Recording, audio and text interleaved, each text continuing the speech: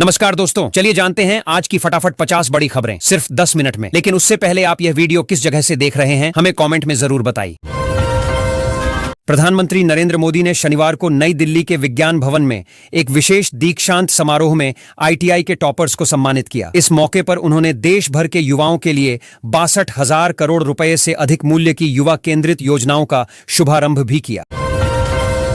राजस्थान और बिहार सरकारों ने अपने कर्मचारियों और पेंशन भोगियों को बड़ी राहत दी है। दोनों राज्यों ने महंगाई भत्ते में 3% की बढ़ोतरी का ऐलान किया है। इस फैसले से लाखों कर्मचारियों और पेंशनरों की आय में इजाफा होगा और उनकी आर्थिक स्थिति मजबूत बनेगी। सरकार का कहना है कि यह कदम कर्मचारियों के हित और महंगाई के दबाव को संतुलित करने के लिए उठाया गया है। रोजाना चाय पीने वाले जरा संभल जाएं। योग गुरु नित्यानंदम श्री ने चेतावनी दी है कि चाय में कुछ नेचुरल चीजें, नींबू या कोई अम्लीय पदार्थ मिलाकर पीना स्वास्थ्य के लिए बेहद खतरनाक हो सकता है। उनका कहना है कि ऐसा करने से शरीर में जहरीले तत्व बनते हैं जो कैंसर और ट्यूमर जैसी गंभीर बीमारियों का कारण बन सकते हैं। उन्होंने सलाह दी है कि चाय को सादा और सीमित मात्रा में ही पीना चाहिए।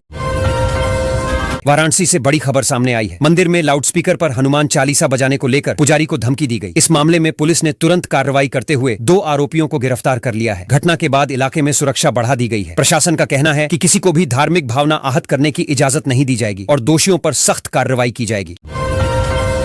छत्तीसगढ़ के बिलासपुर में शुक्रवार देर रात एक विवादित घटना के बाद माहौल तनावपूर्ण हो गया। सरकंडा थाना क्षेत्र के अशोकनगर स्थित दुर्गा मंदिर परिसर में एक मुस्लिम युवक द्वारा शिव मंदिर के पास पेशाब करने का आरोप लगा है। हिंदू संगठनों ने इस कृत्य को धार्मिक भावनाओं को आहत करने वाला बताया है। घटना के बाद स्थानीय लोगों में आक्रोश फैल गया और पुलिस ने हालात को नियंत्रण में ले लिया।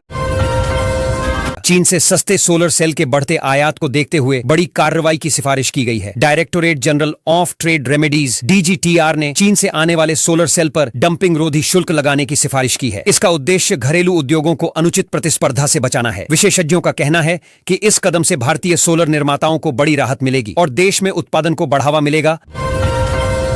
दिवाली से पहले पेंशनर्स के लिए खुशखबरी की संभावना है। सरकार न्यूनतम पेंशन बढ़ाने पर विचार कर रही है, जो वर्तमान 1,000 रुपए से बढ़ाकर 2,500 रुपए प्रति माह की जा सकती है। इस फैसले से लाखों पेंशन भोगियों को सीधा लाभ मिलेगा। विशेषज्ञों का मानना है कि बढ़ती महंगाई को देखते हुए यह कदम बुजुर्गों की आर्थिक स्थिति को मजबूत करने में मददगार साबित होगा। घोषणा जल्द हो सकती है। मध्य प्रदेश और राजस्थान से आई एक दर्दनाक खबर ने पूरे देश को हिला दिया है। दोनों राज्यों में अब तक 11 मासूम बच्चों की मौत हो चुकी है। शुरुआती जांच में खुलासा हुआ है कि इन मौतों की वजह 2 ब्रांड के कफ सिरप हो सकते हैं। स्वास्थ्य विभाग ने तुरंत कार्रवाई करते हुए दोनों सिरप के सैंपल जांच के लिए भेज दिए हैं और इनकी बिक्री पर रोक लगाने की तैयारी की जा रही है।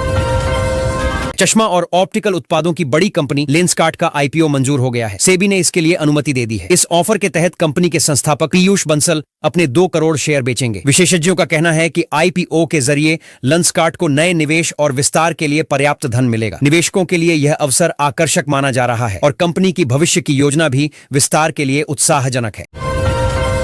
बागेश्वर धाम के महंत पंडित धीरेन्द्र कृष्ण शास्त्री ने शुक्रवार को मध्य प्रदेश के मुरैना जिले के जौरा कस्बे में एक महत्वपूर्ण बयान दिया। उन्होंने कहा कि हमें आई लव मोहम्मद से कोई आपत्ति नहीं है, लेकिन जब आई लव महादेव की गूंज सुनाई दे तो किसी को आपत्ति नहीं होनी चाहिए। उनके इस बयान ने धार्मिक सहिष्णुता और भावनाओं के सम्मान पर नए सिरे से चर्चा छेड़ दी है।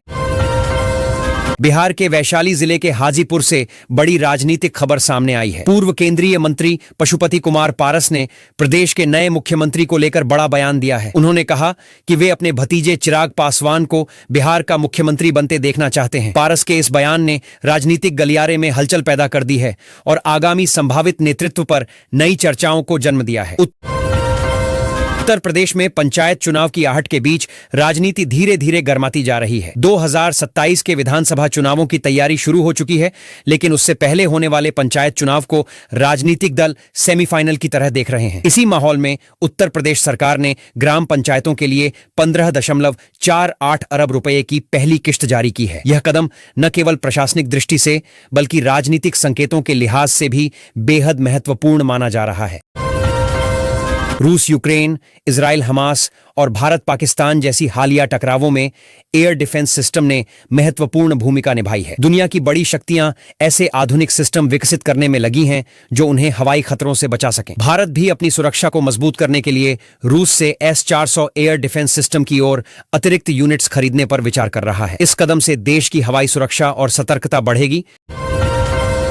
ऑपरेशन सिंदूर के समय तुर्की ने पाकिस्तान की मदद के लिए अपना युद्धपोत कराची बंदरगाह पर भेजा था। इसके बाद से भारतीय नौसेना लगातार सतर्क रही है और तुर्की के खिलाफ आक्रामक अभियान चला रही है। भारतीय नौसैनिक जहाज रणनीतिक क्षेत्रों में तैनात हैं और हर गतिविधि पर कड़ी नजर रखी जा रही है। देश की समुद्री सुरक्षा को मजबूत बनाने के लिए यह अभियान जारी है।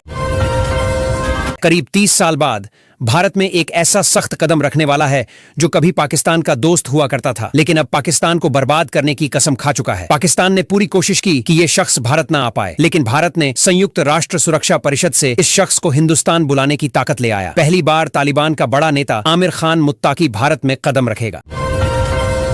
बिहार चुनाव से पहले नीतीश कैबिनेट ने शुक्रवार को कुल 129 प्रस्तावों पर मुहर लगाई है। यह बैठक चुनाव की अंतिम कैबिनेट बैठक मानी जा रही है। इस दौरान जनता से जुड़े कई बड़े काम और योजनाएं मंजूर की गई हैं। शिक्षा, पर्यावरण, पर्यटन, पुलिस, दलित, अल्पसंख्यक और अति पिछड़ा वर्ग से जुड़े महत्वपूर्ण प्रस्तावों को हरी झंडी मिली है। इससे राज्य में विकास और कल्याण योजनाओं को गति मिलेगी। अमेरिका से हैरान कर देने वाली खबर सामने आ रही है। अमेरिकी रक्षा विभाग की नई ग्रूमिंग नीति ने सिख, मुसलमान और यहूदी जैसे धार्मिक अल्पसंख्यक समुदायों में बवाल मचा दिया है। रक्षा सचिव पीट हेग्सेथ ने हाल ही में बड़ा फैसला लिया है। जारी झापन में सैन्य दाढ़ी रखने की छूट लगभग समाप्त कर दी गई है, जिससे धार्मिक आधार पर दाढ़ी रखने वाले सैनिकों की सेवा खतरे में आ गई है।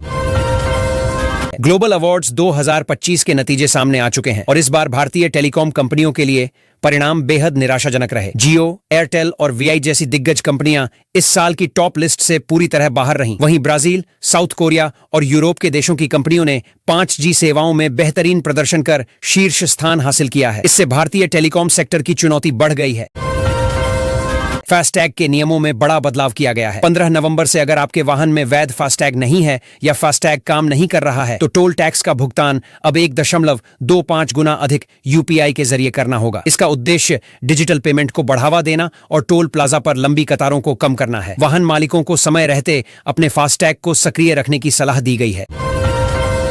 उत्तर प्रदेश के मुख्यमंत्री योगी आदित्यनाथ की अगुवाई में प्रदेशवासियों को त्योहारी मौसम में एक बड़ी सौगात मिली है। दशहरा और दीपावली के अवसर पर उत्तर प्रदेश राज्य सड़क परिवहन निगम यूपीएसआरटीसी ने अपने यात्रियों के लिए सभी वातानुकूलित ऐसी बस सेवाओं के किराए में लगभग 10% की कमी करने का निर्णय लिया है। यह कदम यात्रियों को न केवल आर्थिक राहत देगा बल्कि उन्हें अधिक आरामदायक और सुविधाजनक यात्रा का अनुभव भी प्रदान करेगा। बिहार में हथिया नक्षत्र की बारिश ने जनजीवन बुरी तरह प्रभावित किया है। कई जिलों में लगातार तेज बारिश हो रही है, जिससे सड़कें पानी में डूब गई हैं और नाले भी भर गए हैं। कई सदर अस्पतालों में पानी तक मरीजों के बेड के पास पहुंच गया। मौसम विज्ञान विभाग IMD ने चेताया है कि राज्य में आने वाले दिनों में भी भारी बारिश की संभावना है, जिससे लोगों की परेशानियां और बढ़ सकती हैं।